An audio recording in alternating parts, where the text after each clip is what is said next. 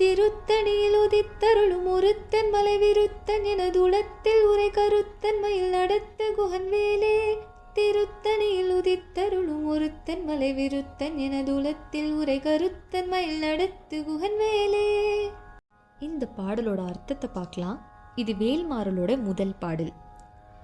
திருத்தணியில் உதித்தருளும் ஒருத்தன் மலை விருத்தன் எனதுளத்தில் உரை கருத்தன் மயில் நடத்து குகன் வேலே.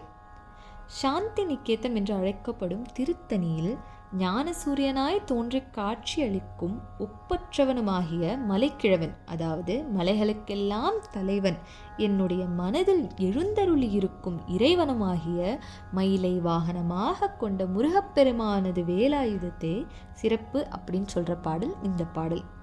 இந்த பாடலை பாராயணம் பண்ணும்போது முதல்ல 20 வாட்டி சொல்லணும். பிறகு நிறைவு பெறும்போது 20 வாட்டி சொல்லணும்.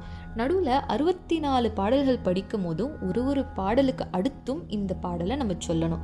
அது போக 4 வாட்டி இதே பாடல் அந்த 64 பாடல்களுள் உள்ளடங்கியிருக்கு. ஆக மொத்தம் 108 தடவை நம்ம இந்த பாடலை ஒரு பாராயணம் பண்ணும்போது பாடுற மாதிரி ஆகும். இதனால தான் வேல்மாறலை வேல்மாறல் மகாமந்திரம்னு சொல்கிறாங்க. வேலும் மயிலும் சேவலும் துணை.